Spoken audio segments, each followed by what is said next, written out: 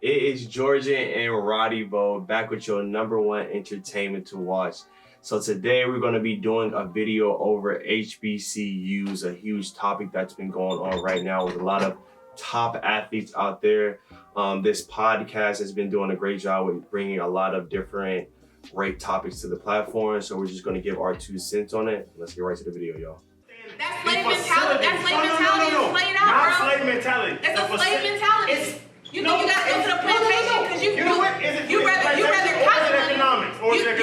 rather cotton money than your own money. And I'm telling you that there's no money in Hampton.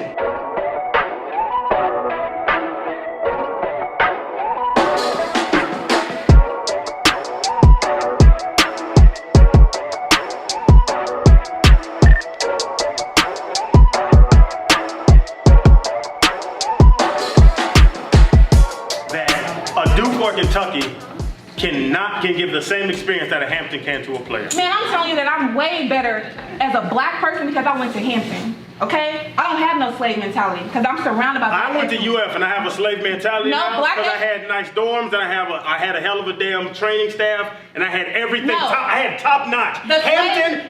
Okay, before she describes the slave mentality, what do you think the slave mentality is? It's damn. I say. I'm sorry, I said that kind of soft. I asked him, what does he think the slave mentality is? It's basically our mindset, you know what I'm saying? Complacency, remaining stagnant, being satisfied with the bare minimum and not aspiring to achieve more success just because of a doubt that a lack of belief that it's not possible, essentially.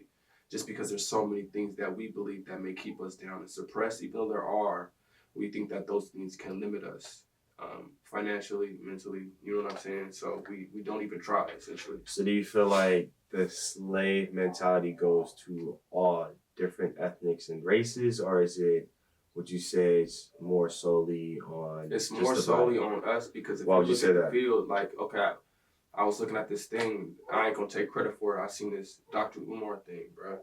And he was like, can you name, so for instance, you know, China got Chinatown, right? So they got a community where they could flourish. You know, if I'm Chinese, I can go over here and I can get a job. You feel me? You know what I'm saying?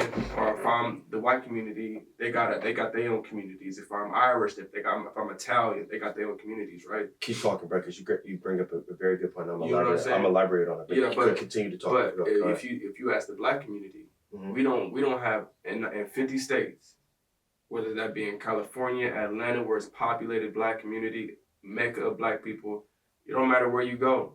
We don't have like a discredit Atlanta because they show love. They got a lot of soul food restaurants out there. That's all. They don't have a mecca though. They don't have a black hospital. They don't have a black, you feel me, black owned hospital, black owned bank, black owned. It's none of that. They don't have none of that. They do. China. They do have that. They do have that. Go ahead. But what I'm saying to you essentially is the reason why it's more plaguing us is because we don't have a community of like, or we don't own anything essentially. You know what I'm saying? And so that's why it's more geared towards us. Plus the systemic racism is geared towards our people. Okay. Let me say this last thing. I'm gonna say this last thing too. We seen with the Asian hate that was going around, right? You know what I'm saying? Yeah. And I don't listen. I love Asians. I love all people. You feel me? And I'm glad that they got that bill done and everything. I'm glad that they're trying to rectify that issue quickly. You feel me? But what I'm saying to you is that we've been dealing with people killing. We've been dealing with police officer and injustice towards our people. We've been dying for centuries and we still dying. Ain't no anti-bill. Yeah. So that goes into a part of the mindset we have. We subliminally may think that the government not trying to help us. Nobody gonna help us out.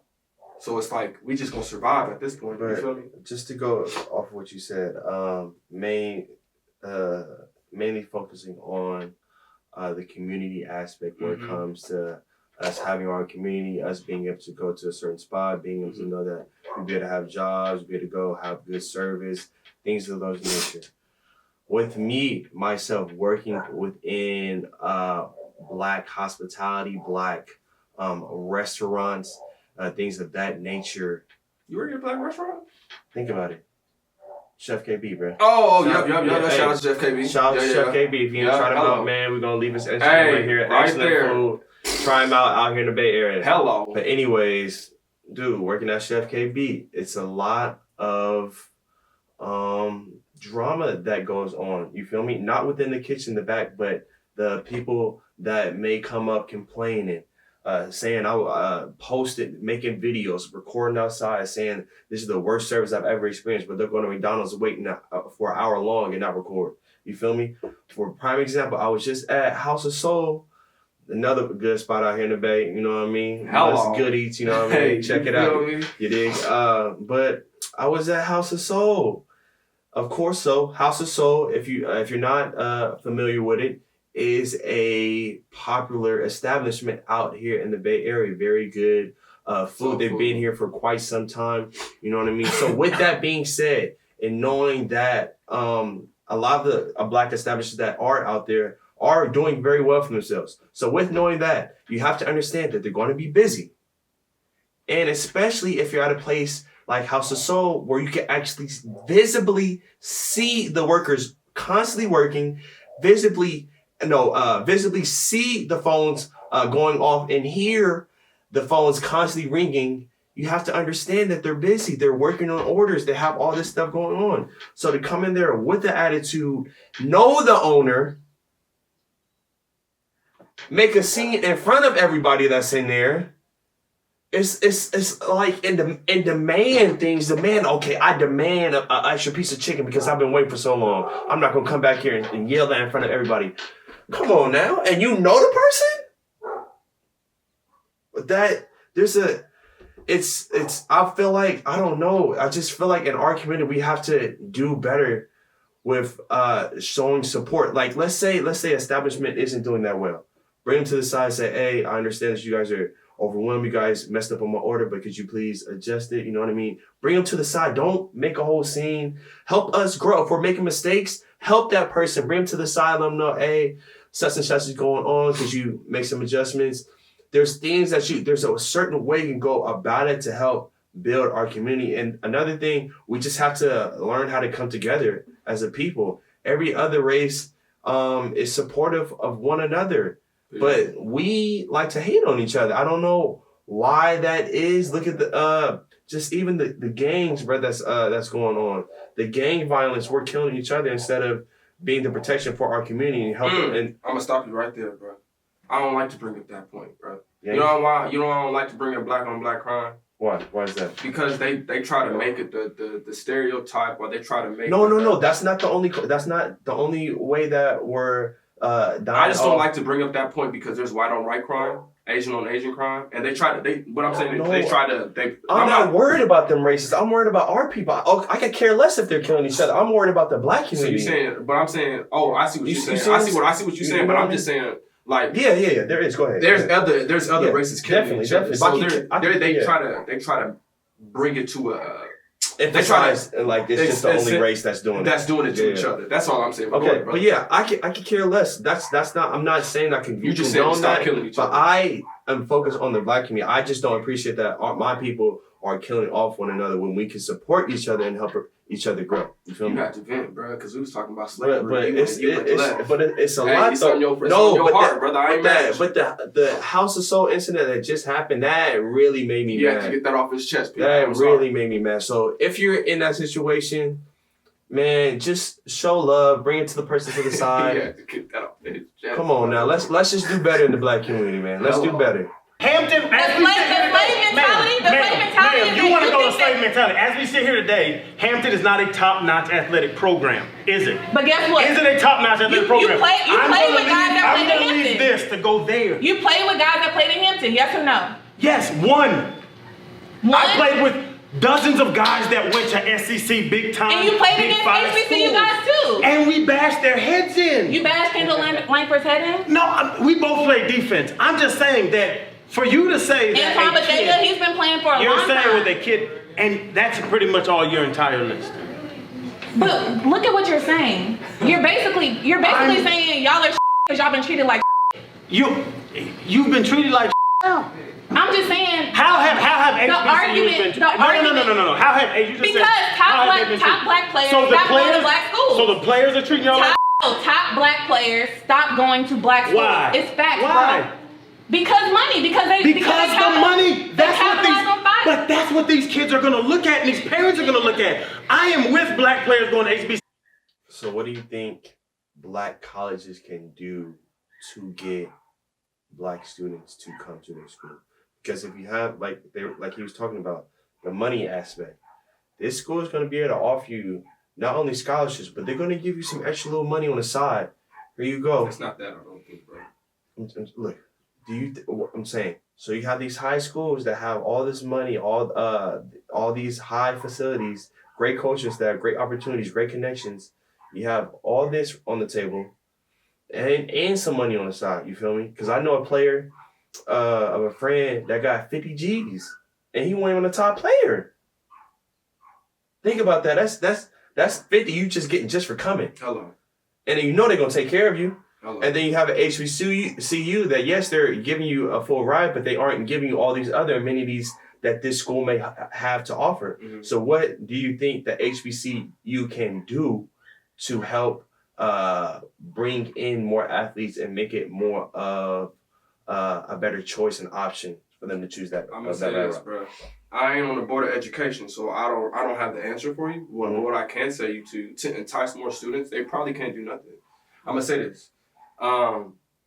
They need money to build infrastructure, to build better products like better gyms, better coaching, better staff, better housing, better food. So what they could do is get better facilities with you? Like facilities. What I'm saying to you is this though. What is I'm saying to you? All of that extra money on the side, I wouldn't even play with that. Although it is a norm. You wouldn't. No. This is what I'm saying. I don't think they should get into that. Who? HBCUs. No colleges should do. The only reason I stand on the side of this. College athletes should get paid. Since it's not currently legal, I don't think HBCUs should be doing that, nor should any other colleges be doing it. It's not legal. I'm not talking about if it's right, if it's morally right or not. Okay. If it was legal, or it's morally right to pay those players. Let's do this. Let's just get realistic for a second.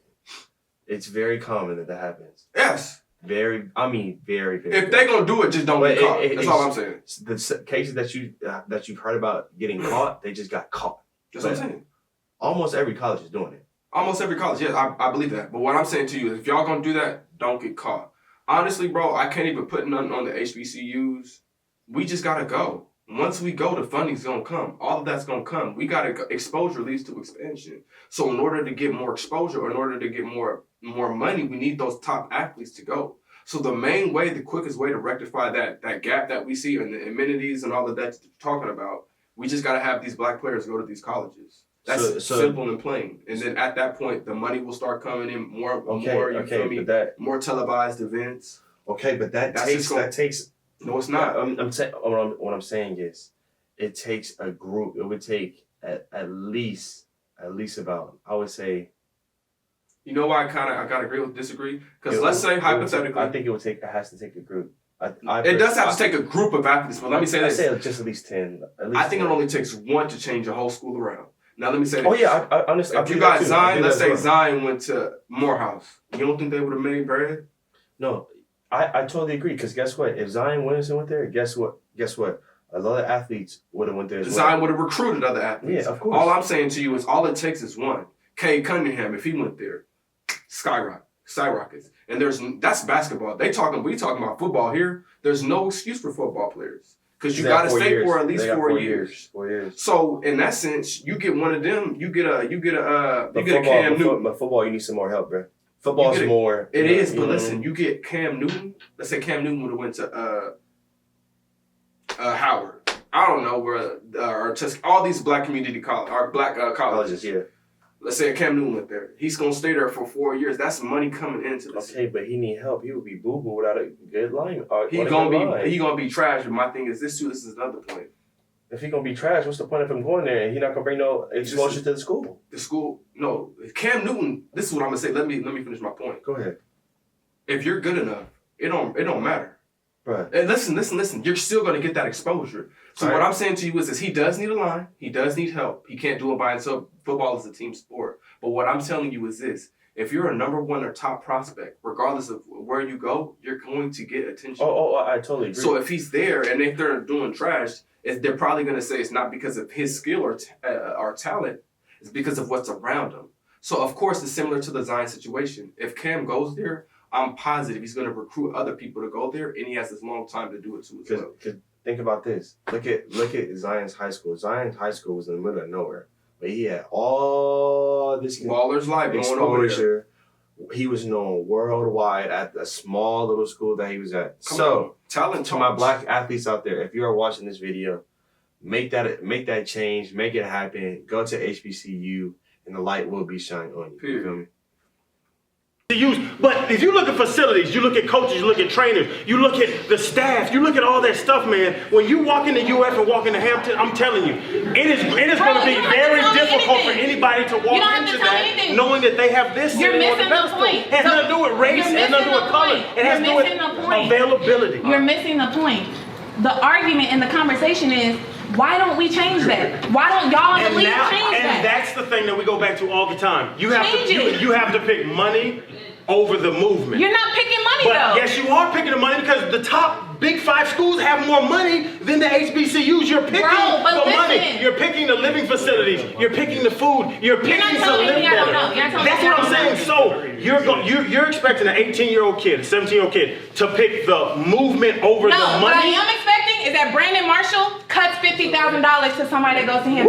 That's what I'm expecting. I'm expecting y'all to be like, you know what? Let's build up our own schools. Let's build up our own community. That's what I'm expecting. And I agree with that point. Listen, I'm gonna say this as a disclaimer. To a certain degree. I'm gonna say this as a disclaimer.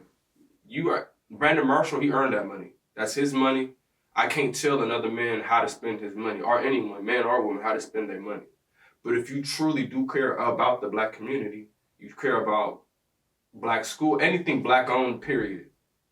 To a certain extent, I do expect you, because you can't expect me to spend that money. I expect them to put a check, or I don't expect them, but it would be nice of them. Do you feel me? And it would show how much they do truly care and want to uplift us. If they did give a charity or a donation to a college or a school for their athletics, you know what I'm saying? Because then they can use that money that they didn't previously have and make their stuff better, essentially, which would increase. I agree with you on one point, that yes, it would be nice if he did give. But at the end of the day, regardless of the contracts you see these guys sign, regardless of all these endorsements you see these guys get, you do not know their money situation at the end of the day. You don't know how much money they truly have in the bank. You don't know how many people they're already supporting themselves within their family, with friends, loved ones, things of that nature. So with that being said, yes, you can say that, but now you're putting Brandon Marshall in a tough position to where the light is on him. She said, calling out him for specifically $50,000. Okay, everyone's looking at him. Okay, Brandon Marshall, what are you gonna do? You feel me? I feel what you're saying, but what I'm saying, I'm only talking to the people that have excess. Okay, but if talking to the people that yes, of course, the people that do have the money, yes, we would expect you to give because you're in a position to give. That's all I'm saying. That's all she's saying too. Yeah, but don't pocket watch. But don't just throw names out there, because you don't know everybody's situation like that. Because some people may be struggling, some people may be living in a huge house. Bro, you honestly listen. I'm gonna say, don't say struggling is a hard word. You know what struggling is? They not struggling. The words mean something. You don't know their situation. Listen, what I'm saying to you is this, bro.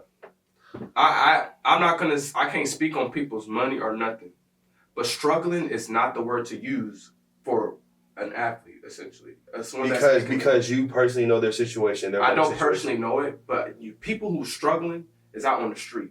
People who are struggling is fighting to see day to day. They not struggling. That's not a struggle, brother. I don't know what they're making, but what I'm saying to you is, you got to look at the definition of what struggling is, bro. Struggling is poverty, bro. That's poverty. That's struggle. We're struggling to survive to make it day to day. There's different levels of struggle. You don't. I don't know, bro. Yes, there's different levels of struggle, but I don't know. I'm saying they may be struggling mentally. They may be struggling money-wise, where yes, they're making it, but they have to pay off do all these people. They may. That's not a struggle, but bro. they may. That's just. They may be in a position where yes, they're getting all this money, but they have all these other people that they're taking care of, to where they're such a giving person that they're giving. They feel guilty if they hold on. I'm telling you, you honestly don't know people's mental state, and you don't understand. You don't always know people's money status. I'm telling you, bro. But I understand that. I understand what you're saying. I don't know. We don't know. So we can't judge no matter what. Yes, it could be LeBron James, but at the end of the day, I personally can't say I know his money situation because I'm not physically and I'm not 100% sure what money he personally has. Yes, I see everything, but that doesn't mean that's what he has. What I'm saying is I agree with you. The only thing I'm retorting is the struggling part. But there's a responsibility they may have to they have a responsibility. Let's say they their responsibility may be a struggle. Listen, they employ certain people. They have a responsibility. It's not a struggle. People who are struggling they don't have a mansion on the hills. They don't have an apartment complex. They don't have a home. People who are struggling are fighting day to day to get by. They're surviving. You're talking about a specific type of struggling. People are struggling. How are you struggling? But listen, I'm gonna ask you this: how are you struggling if you have responsibility? That's it. If you choose to employ your friend and you have a responsibility now to pay him, how is that a struggle? If you are choosing to employ that person, because you may have a certain guilt in your heart to where you feel like you must be there for that person. Swizz Beatz talked about DMX. How's that a struggle? No, but listen, Swizz Beatz talked about DMX, RP to DMX. We calling time? No, we good. Okay, he talked about DMX, and we'll end it on this though for a quick break. That yes, DMX, he had some money, but bro, can I finish? That's not some. Okay, listen. Yeah, he had money, but then there came a time where his albums weren't selling that good. His songs weren't doing that good. That money wasn't always there. But DMX was always a giving person because that's just who he was. Even if he was going through it and he was struggling himself, he would still always give. Even if he didn't have everything that he had always had before, he would still be a giving person. So people struggle, bro. People struggle. In music videos, a lot of rappers and stuff are getting exposed for having fake money. Mm-hmm.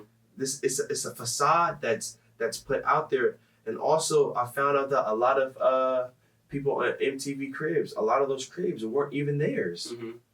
So you see how that persona of you saying, yeah, these people have mansions on the hills. Yes, that's what we see, but you don't personally know if that's theirs. You don't personally know what type of money they have in the bank. You know what I'm saying? It could be. I understand what, I really get what you're saying, but at the end of the day, I just personally feel like you can't really say anything about what a person's going through, what struggle they have. Yes, they're the top athlete, but you don't know what type of struggle they're going through unless you personally know their situation, money-wise, mental-wise, family-wise, love life-wise, all that stuff. I'm just talking about a financial struggle. All the other stuff you're talking about, I understand. Financial struggle too, as well. Yes, I'm saying, and I understand that. Like I said, you can't pocket watch. You can't tell people how to get their money. At the end of the day, it's their money, and you don't know what they're doing with it, essentially. Well, what I'm saying to you is disregarding everything you said because you right on the money because we don't know. If you have excess, the main point I'm trying to make is if you have excess amount, come on, get it. And I don't know. I don't want to tell people to be mindful of what they post, but the aesthetics. If you just appear to have, it can be a facade. That's what I'm saying. It's just I don't know why you're gonna make that a facade or portray yourself as a certain way to get accepted. Did you get accepted? That's weird, bro. Stop doing that because you're gonna have people like this who may expect to be like looking at you crazy, like, okay, but we asked you for $10,000. You can't give us that. Yeah. It's gonna be a kind of like a awkward moment when you be like, I don't have it. You know what I'm saying? So it's just like I don't know. If you got the excess money, essentially. So pay. Expecting some poor 18-year-old to go fund his own education. What I'm expecting is black millionaires to build up their own communities. Because guess what? That's where Jerry Rice went. What school did Jerry Rice go to? What, Valley State? What is it? Exactly. Fort Valley. Is he a Hall of Famer? And he was him. But, okay. So it's been done before. I love the point you just made. Brandon Marshall now, with you calling him out, ma'am, has to make the decision to pick the movement over his money. Yeah, I'm asking y'all to pick one night and live. No, you're picking, you want people to pick the movement over their money. It sounds like we're arguing, but I'm with you. But how many people do you think are gonna pick $50,000, take it from my nest egg to give it to Hampton? But I'm saying, change your mindset. Stop saying how many people are gonna do it. The conversation is, why aren't we doing it? And why aren't we doing it? Because slave People are gonna mentality. they're gonna pick their money over And that's the a choice. movement. And is that what you That's just said? a Is that choice. slave mentality to pick your money over the movement? Yes, that's what because you're there's trying to decide more. to When think. that investment is way more powerful and will have a return on your investment. Absolutely. For the big picture of we the think- world. What but about we think we gotta. us? No, let me just get this big house. Let me just do this and that, and I don't see the return in that. There's a huge return in that. A huge return when black people own their name, when they own their legacy.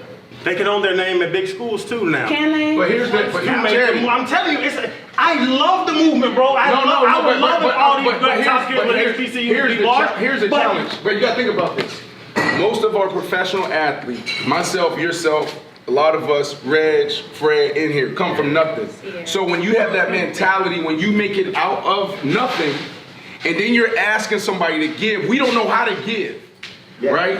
So we are first generation millionaires. We're first generation like athletes / businessmen. So now we are in this movement now where the younger athletes are seeing us give back. They're seeing us build businesses and build different nonprofits. So there will be a shift, but it's hard to ask somebody to, oh, now give back when you made out the hood. Because I'm gonna tell you, like a lot of guys' mentality is, I got 100 people on my payroll. That's my charity. But now things are shifting. So I think what you guys are arguing about, like, I mean, it's a great argument, but at the end of the day, it's like the phases of it and the stages of it. Now we're in a place now where guys, we are starting to think about, should we go to Hampton? Should we go to Howard? And that's why we're starting to see these guys go. I think there's gonna be a shift. I think it's going to be a huge shift. Because the mentality is different. The mentality is different. The mentality of us is different. What about the mentality of a 17, 18-year-old kid and the people that are They're doing it. I say this though, he is onto a point. There might be a shift, and I'm a credit. It's an unfortunate spark that lit in us, but I'm a credit situation like a George Floyd. You know what I'm saying? I know there was a 14-year-old, the teenage. I'm gonna get her name because I don't want to be disrespectful. I think it's Makia Thompson. Yeah, she just passed away. You know her name? I'm not sure if I did see the story. No, let's get her name. She passed away. Was it this week or last week when she got shot? Right? Yeah, the 14-year-old girl. Hold on, let's just pause. We're gonna just pause it real quick. Hold on. Yeah, I do remember seeing that. 14-year-old. We're gonna hurry up, bro, because I know you gotta work and I'm supposed to be. You're It was 10 right now, so we got to finish it. We gotta hurry up. Your old girl killed.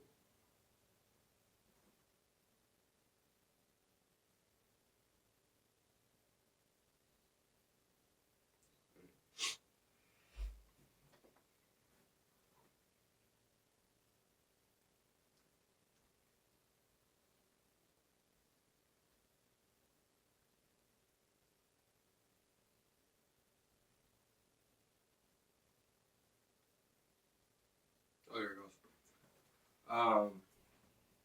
Like I said, with the George Floyd, and then we also catch the 14-year-old girl. Like I said, I don't want to forget her name, Makia Bryant. I don't. Excuse me if I'm saying that wrong. R.I.P. to them.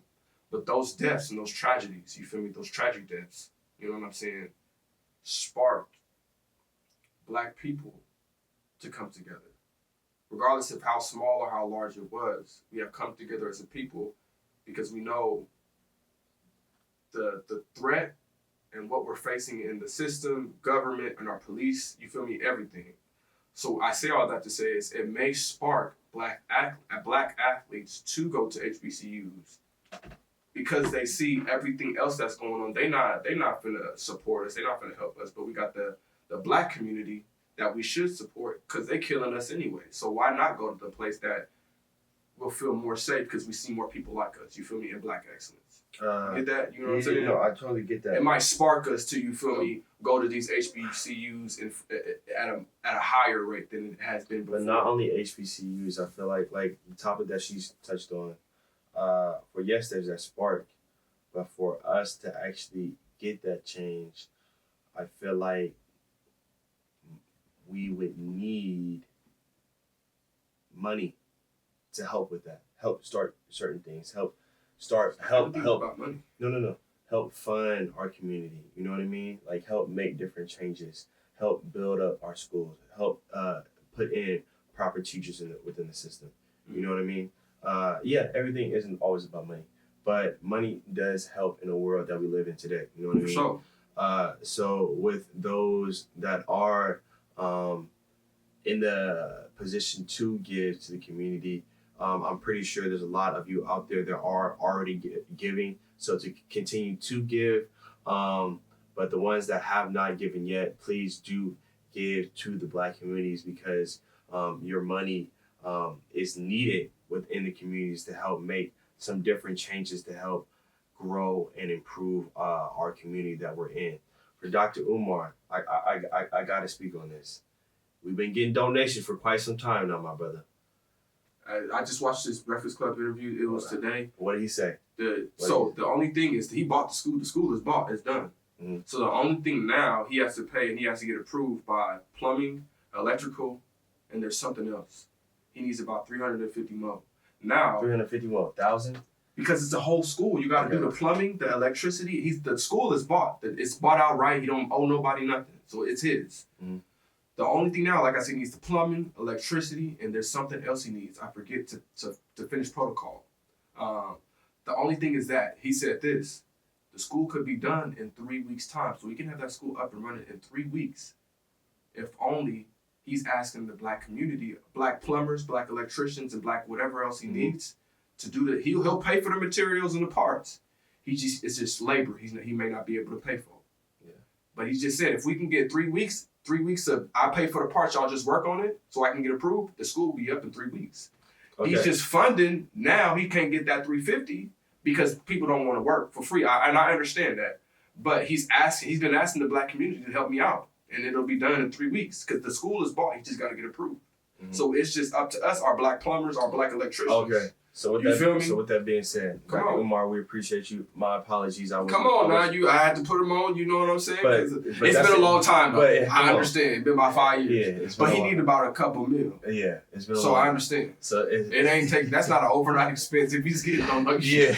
Come on, brother. So we appreciate you, Dr. Umar. But yes, bringing money into our community, and not only that, educating our young people on. Even if it's just a class that, an after school program class that we have for specifically our Black community as well, with just handling finances, handling credit, how to stay out of debt, how to grow, and how to properly have a proper amount of credit to be able to put down a certain amount of money on a house. Different things of that nature will help grow our community. You feel me? I feel you, brother. Are not doing it. You're talking about thousands upon thousands of kids and 2 kids. It starts with 2, bro. Yes, but listen, it starts with. I'm telling y'all this, bro. It gotta start You are somewhere. not. I don't know what the hell y'all talking about, but I will say this, right? My dad went to Grambling State, right? I wanted to take a trip to Grambling just off of GP. You know what I mean? They didn't want to recruit me. You know why? They felt like I wasn't gonna go. Because you were too good. Give it a shot, man. That's a shame.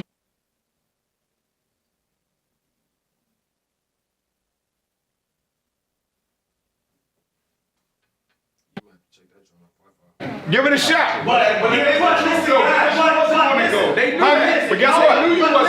But guess what? They didn't know that. They didn't know. Hold on, wait.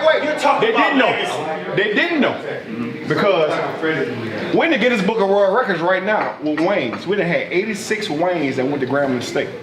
Right? Give me a shot.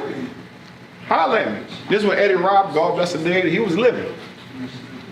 You know what I mean? Give it a shot. Reggie, if you would have went to Grambling, you would have still been who you are today. Because it's you. When you're good enough, you're good enough. The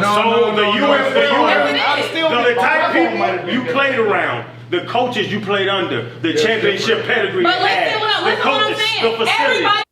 But this is the problem is that we can't come together as a community and make the decision. That's the problem. That's the problem. This is just like the Head Start.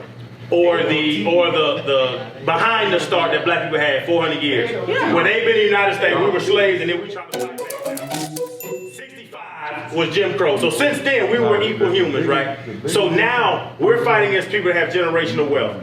People, white folks, grandparents have generations of millions of dollars. We're starting in the 60s when we were allowed to make money, and then when Black Tulsa happened, they burned Black Tulsa down because of the fact that black people making too much money. So I understand they're fighting from behind, but I'm just saying that I'm not gung-ho saying a 17 or 18-year-old can decide between, and they are ahead. The Kentuckys, the UFs, the LSUs, the Miamis are ahead. But you're trying to make a 17 or 18-year-old decide between what they can get at one of them schools to go into an HBCU. Man, I think that's a tough ask. It starts with education. That's a tough It starts ask with education. for a kid. It and starts at with 17, education. 18, I call it Every single black person that I know that has interacted with me in law school, that went to a PWI, said, damn, you carry yourself different. You walk different. You talk different. You're comfortable talking to white people. And you know why? Because I went to school with all black excellence. Everybody I know is successful. You can't say that at UF. You can't. How can you say that? You can't. I've never been a minority. How can you say that? You can't. How can you say UF don't have successful people? No, I didn't say that. I didn't say that. You can say you're saying black people at UF. I'm saying it's different. you are a better black. You I are. will say this though. I will agree with her. You know what I'm saying? In the sense of that, black women. She's talking about. I feel like she's talking more of education wise rather than athletics wise. She is. But I just wanted to agree with that point that.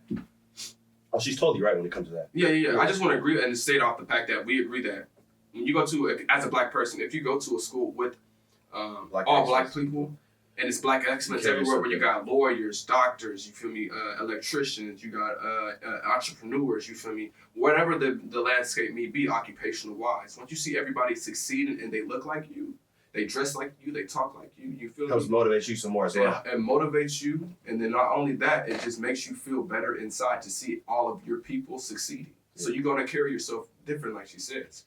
And the athletics point, we're gonna get to that, you feel me, and we already know where we stand.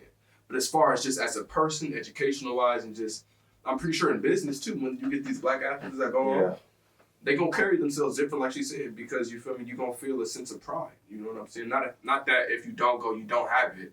It's just gonna, I don't know, you may have more of that, you know what I'm saying, as a result of going to an HBCU. You feel me? You're a black person because you went to an HBCU. No, I'm saying it's different, bro. What's different? It's different. What's different? To not be a minority for the most important 4 years of your life is different. And I walk What about being 10% of the entire university, walking around there and represent black people? What about that kid that has to walk up and they're scared of you, but now you have to show them and they're looking at you as a black person? I think that's a tougher task. But that's the thing. That's a tougher task. Why choose to be a minority? I I think that my experience at a prestigious, historically black college and university absolutely positioned me different in life.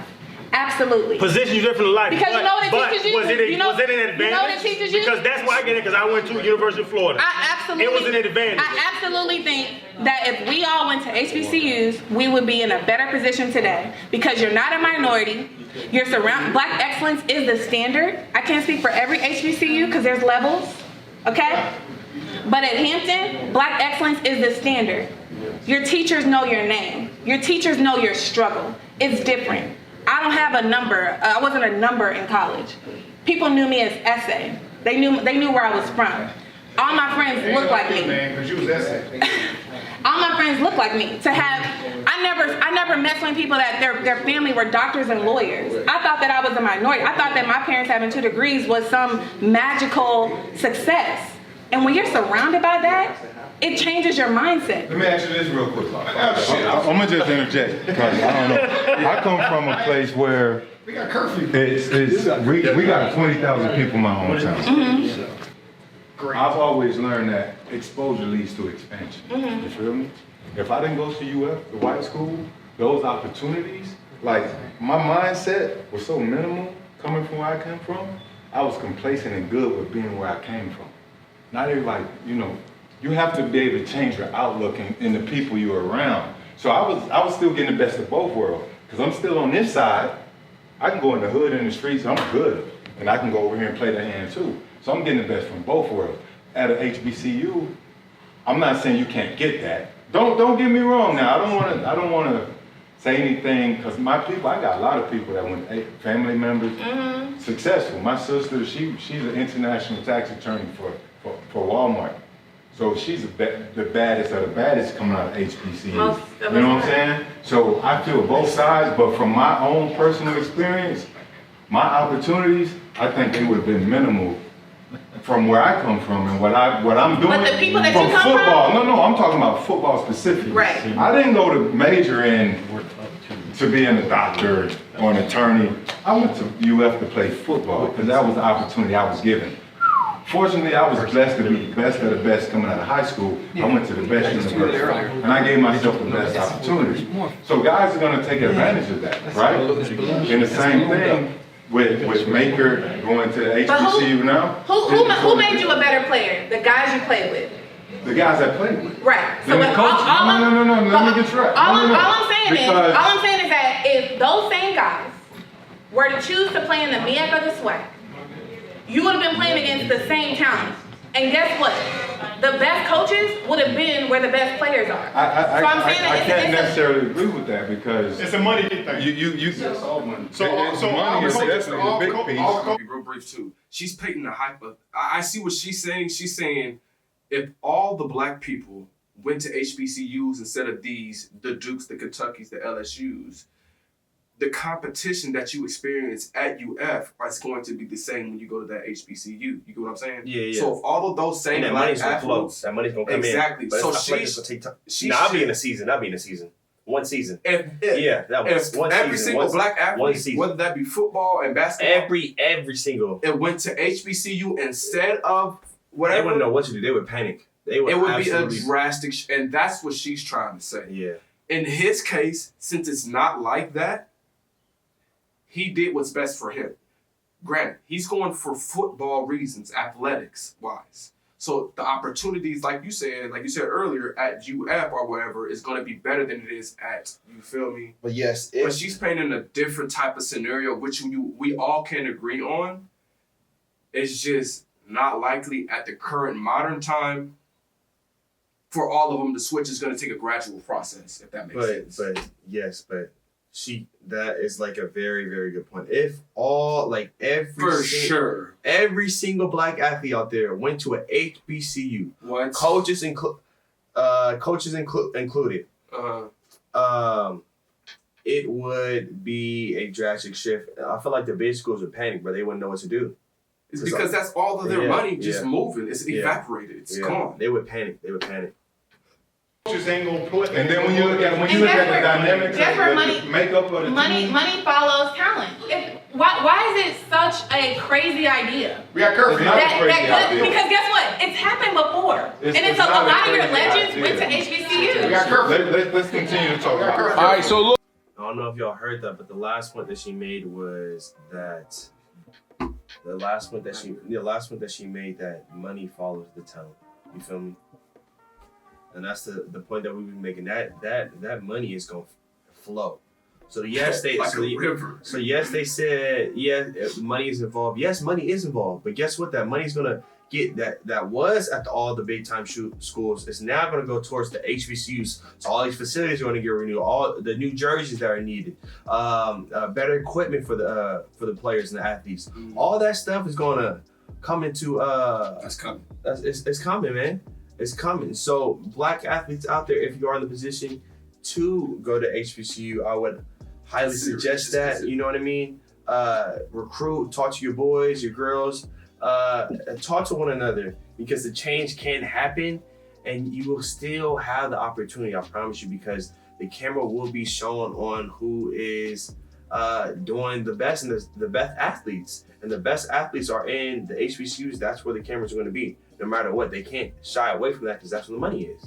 So just think about it. It's just some food for thought.